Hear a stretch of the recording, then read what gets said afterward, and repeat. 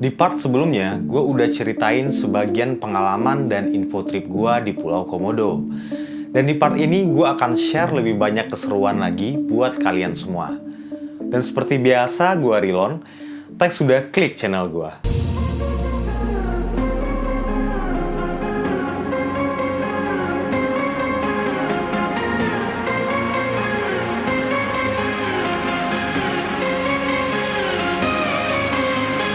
Kalau kalian perhatiin, di thumbnail video gua ini, gua sengaja bikin komparasi foto gua.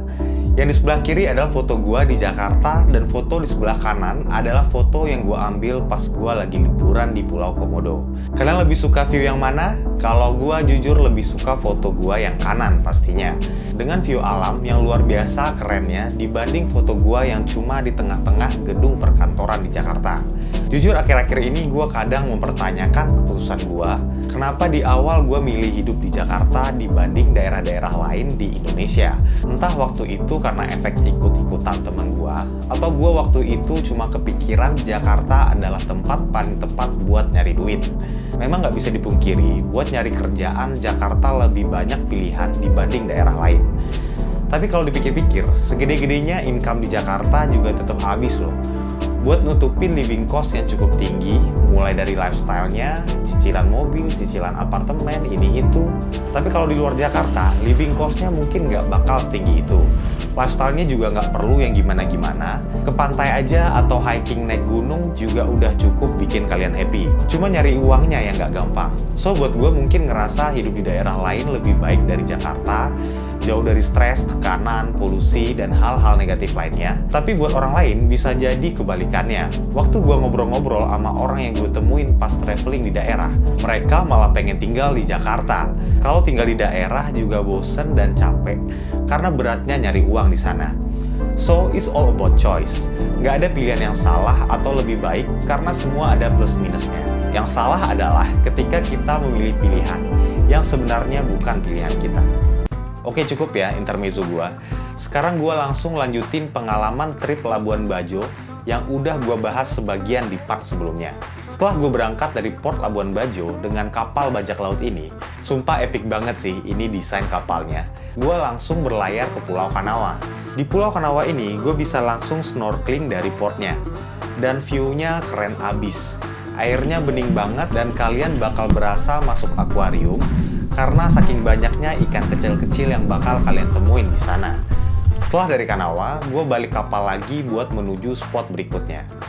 Gue dibawa ke Pulau Kelor buat naik bukit yang katanya view-nya bakal bikin kalian melting parah.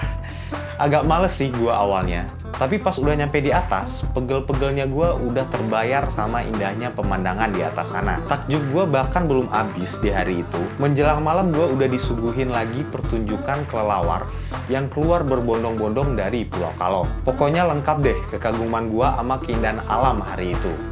Maklum ya, selama ini hiburan gue cuma liatin sunset dari balkon apartemen gue. Malamnya gue pikir bakal gimana gitu ya tidur di kapal. Sebelum berangkat gue bayanginnya bakal goyang-goyang gitu dan bakal bikin gue pusing. Ternyata nggak segitunya loh, lumayan tenang kok. Mungkin karena kapal-kapalnya udah dilepas jangkar ya, jadi kapalnya berasa lebih stable. Paginya lebih seru lagi nih, gue jam 5:30 udah mesti standby buat naik ke Pulau Padar.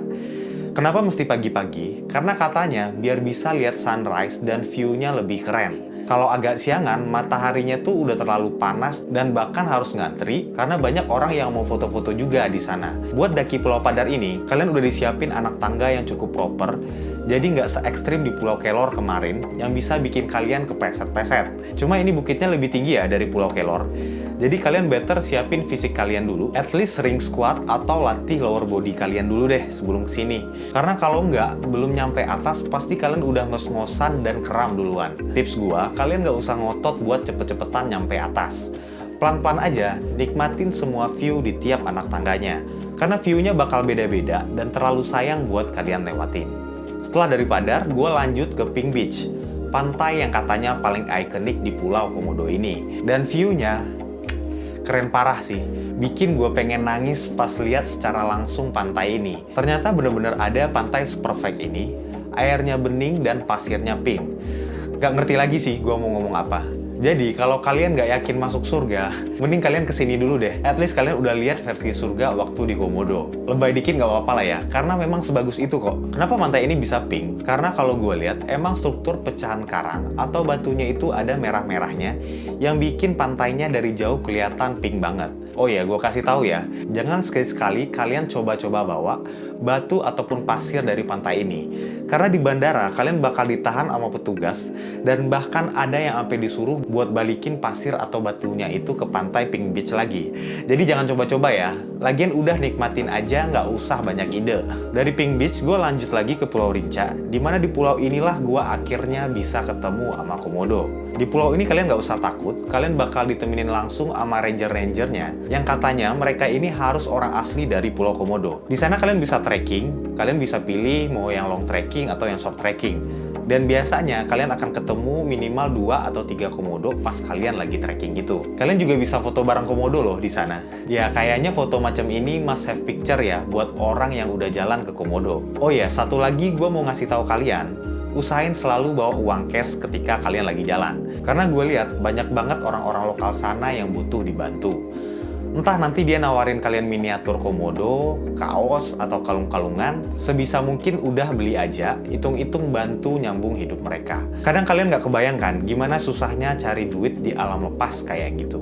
Oke, setelah dari Pulau Rinca, gue balik ke kapal dan gue sempet tidur bentaran. Karena rasanya badan gue udah remuk dan capek banget, nggak berhenti-berhenti dari jam setengah 6 pagi. Baru tidur bentaran, tahu-tahu gue udah dibangunin lagi dan disuruh nyemplung ke laut. Bayangin ya, mata gue aja belum melek 100%, tapi karena di spot ini gue diiming-imingi bakal ketemu sama manta, gue kuat-kuatin, sumpah. Mana waktu itu cuacanya agak-agak mendung dan bikin gue makin mager. Dan bener aja pas gue nyemplung, gue langsung seger melotot liatin manta sebanyak itu dan mondar-mandir di sekitar gue. Di titik itu gue langsung kepikiran gue harus belajar freediving. Rasanya sayang banget gue cuma bisa ngelihat manta-manta itu dari permukaan dan gak bisa nyelam ke bawah buat berenang bareng manta-manta itu. Ternyata emang tiap sore manta-manta itu emang nyebrang di titik itu. Jadi lewat dikit aja mantanya udah nggak ada loh. So beruntunglah gue hari itu. Selesai dari Manta, gue lanjut ke Taka Makassar. Ini tempatnya kayak sandbank ya modelannya. Cuma sayang gue udah agak sorean di sananya dan langitnya kebetulan lagi mendung. Tapi jujur vibe-nya pas banget sih buat santai-santai nunggu sunset setelah capek aktivitas seharian penuh. Malamnya gue langsung disuguhin lobster dan makanan laut lainnya buat makan malam, yang buat hari itu semakin terbayar dengan sempurna. Keesokannya sebelum balik ke Port Labuan Bajo, gue masih sempet snorkeling dong di satu spot deket Pulau Siaba. Nah kali ini gue ketemu banyak turtle yang lagi berenang nyari makan. Buat yang belum tahu, turtle ini makanannya jellyfish ya. Jadi kalian hati-hati karena kalau kena sengatan jellyfish lumayan sakit dan gatalnya bisa berhari-hari. Cuma untungnya di spot itu gue nggak nemuin jellyfish sama sekali. Rasanya sedih banget pas gue sadar tripnya bakal udahan hari itu. Cuma biar nggak sedih-sedih amat, guide gue tutup hari itu dengan bikinin video seru-seruan pakai drone dari kapal.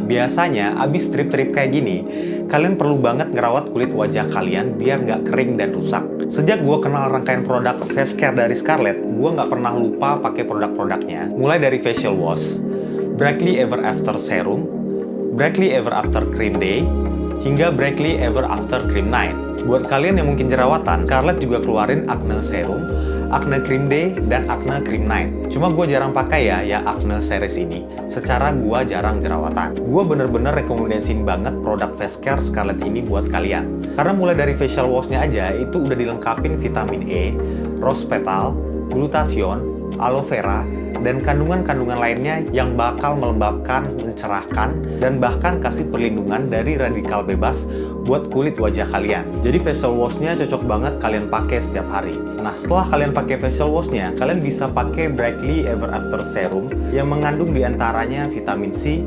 lavender, phyto whitening, glutathione, niacinamide yang bakal bantu meningkatkan elastisitas kulit dan bahkan juga membantu menghilangkan flek dan tentunya bikin kulit kalian makin glowing. Kalau pagi hari, kalian bisa lanjutin pakai Brightly Ever After Cream Day yang bakal bantu mengencangkan kulit dan pori-pori dan meningkatkan kecerahan kulit kalian. Karena cream day-nya ini ternyata mengandung rainbow alga dan pore whey. Tapi kalau malam, kalian lanjutinnya pakai Brightly Ever After Cream Night.